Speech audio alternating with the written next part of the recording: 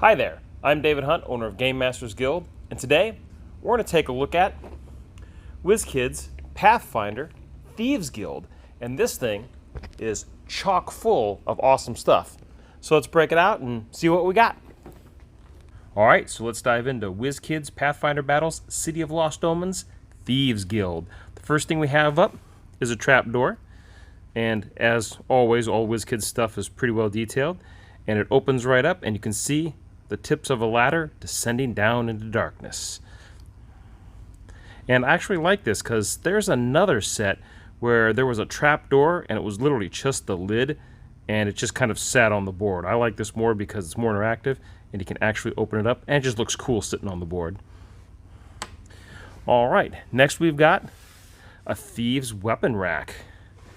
And this is pretty well detailed. As you can see a lot of stuff on here. You got some rope, sword, some daggers, some caltrops. Looks like scrolls. This is pretty nice. And this actually would even fit just about anywhere in a castle or maybe in a tavern where you have to leave your weapons at the door. It's pretty nice. So I'll put that right off to the side. That's pretty cool looking. I like that. Next we have a combat training dummy. It's pretty cool. It's very similar looking to what martial artists would use to train themselves, and this is pretty neat. And then right after this, and it stands pretty well too. Yep. Next we have the Pickpocket training dummy, which is definitely something you're going to find in a Thieves Guild. And you can see it's got all the flags on it to try to take off in a certain amount of time. It's got a bunch of bells that you can try to take off without making any sounds. This is pretty neat. Yeah, very different. And next we have this is the archery and throw dagger target, and here we see they've already got a couple arrows in it and a couple of daggers, and of course it stands up really well. Now you can find a similar one of these in their barracks set if I'm not mistaken, but most of these miniatures you are not going to find in the unpainted WizKids line, either the Knowlesers or the Pathfinder Deep Cuts. You're just not going to find these, and I don't know why, but it's kind of cool because it'd be easy to package these up and put them out as that, but right now they haven't done it. And here we have a little Thieves tool pack, which this is pretty cool. I actually use this in one of my miniature videos. You can actually see this. Actually, several of these items I used in my last miniatures video, Quest of the Red Text, and you may want to check that out. As a matter of fact, I'm going to put a little thing right up here so you can click on it and go check it out.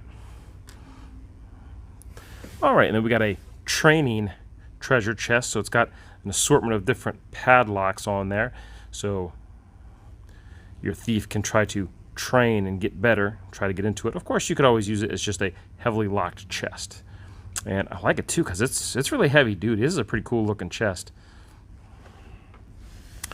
This is a training door. Now look at all these locks. This is a heavy-duty door. So this is a thief training door. So they could try to work on all these locks to try to get in. It's pretty cool. And look, from the other side, pretty unassuming, but you get to the back side, man, look at all that.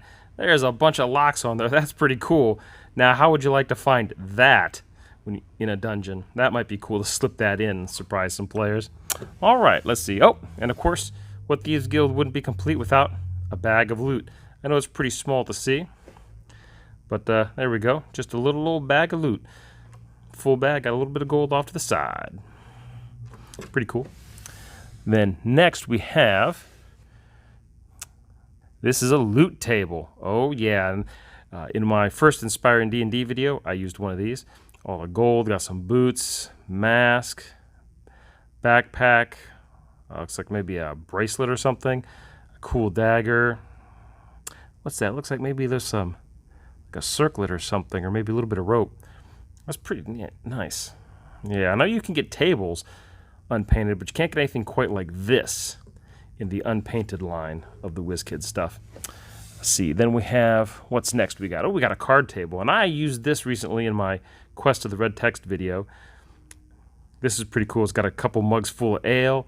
It's got a candle that's melted. Looks like they're in the midst of a card game. You got your deck, discard pile, and each person looks like they just got done laying down their hands to see who's going to win.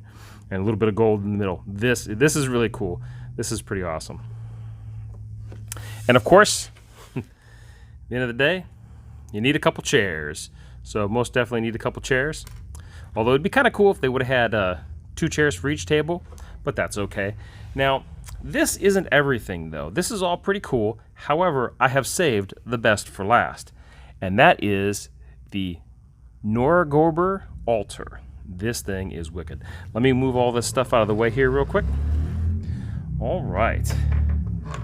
The Nora Gorber altar. Now, I don't know a whole lot about this in Pathfinder, but I presume Nora Gorber is a god that they follow of thievery, deceit, stuff like that. Maybe wealth, profit, I'm not sure. But it looks like here we have some kind of pretty intense puzzle going on here in the background. Now, the first cool thing about this is in the back here, you can actually, this whole piece moves away. And I didn't know this for the longest time. So it's basically some kind of archway, some kind of doorway. Maybe it's a hidden door to a treasure room, or a hidden door to a dungeon, or maybe a secret lair of Gorber. Man, I can't even say that name. But anyways, this is pretty cool. I mean, the detail on this is pretty wild looking.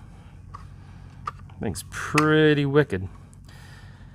Now, this, like all of Pathfinder's, or a lot of Pathfinder's miniature sets, actually has a light up option. And you can see down here, it comes with 2 batteries. And you just put them in right here, and they got the brass activation buttons. And that's because they've got 2 of these altar braziers, or brazers, I'm sorry, altar brazers. So you put them right there, and then you activate these buttons right here, and they light up. And I love this feature. I'm so glad WizKids started doing this. And hit the button again, and now you have a sweet looking glow. This is probably one of the neatest things I like right here. This just little flicker, this glow, really sets the ambiance, especially if you dim the lights just a little bit in the house. And you hit it again, and I believe we have just a steady on. Oh, nope, I'm sorry, you have a steady flicker. So you just kind of have a little bit of a steady flicker, which is cool. Then we'll hit the buttons one more time, and the steady flicker goes off, and now they're turned off. And of course, completely optional.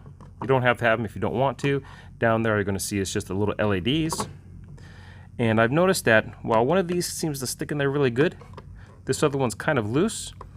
So, I don't know, you just got to kind of be a little bit careful. It's possible you might knock it, it might just roll off on you. But it's not too bad. And something else this comes with is 2 corpse piles. And these corpse piles are cut in such a way so you can just lay them right here on the steps. One right here and one right here. You can have one. You can have either one up here, or you can have both, to show that apparently maybe everyone who's come before who has failed in their task to solve this puzzle. So this is super cool, and what's neat is you could use this really a number of different ways. I mean, even without these corpse piles, and you could take off the secret door. I mean, it could really be the entrance to a big bad's lair, to the final battle. I mean, how awesome is that? God, this thing is so cool. Yep, it's pretty awesome. And this, to me, is really what makes this set worth its money. And again, we did get a lot of really cool stuff, a lot of neat stuff that I haven't seen before, which is the, we got the card game table, got the loot table full of loot, got the training door, the training chest, these training dummies for pickpocketing and combat. And we've got the thieves tools. We've got the trap door that you can open. We've got the weapons rack. See, we've got the archery and dagger target. Whoops, let me get that in the frame there. We got a couple chairs, and of course, we cannot forget the little bag of loot. All right, and that's it. And how much do you think this would cost you? Well, $59.99. So this retails out at about $60. Depending on your local game store, if they got a reward system, you might be able to get a little bit cheaper. But all in all, pretty good. If it wasn't for the light up altar and the cool factor of this, this would be too expensive. But because of this, it's really awesome. And the quality's there. They're tough. There's nothing really cheap and chintzy about it. Of course, you get something small with these like arrows and daggers in here. Well, of course, you run the risk of stuff possibly breaking off. But then again, you got to look. It's literally a small miniature arrow. I mean, there's not too much to these, so you just have to be careful. But most of this other stuff, you're not going to have any problems with it breaking. Even if you drop it or, geez, throw it across the room, but I don't know why you would. All right. So again, there it is, Pathfinder Battles, City of Lost Omens, Thieves Guild. And that's it. That's my quick look at Pathfinder's City of Lost Omens, Thieves Guild. And I gotta tell you, I think it's definitely worth it. Even if you're not playing Pathfinder, this is appropriate for any fantasy setting. Sure, the price point is $60 is a little high, but it's pretty unique, and you can't get any of these pieces in the unpainted line, at least not yet. And I know a new line is getting ready to come out. They're getting ready to drop a wave 14 for Nolzers. It'll probably have some Magic the Gathering unpainted miniatures, and of course more deep cuts Pathfinder miniatures as well. So be sure to check out that video in the coming weeks. And again, go down to your local FLGS, check this thing out. Totally worth every penny.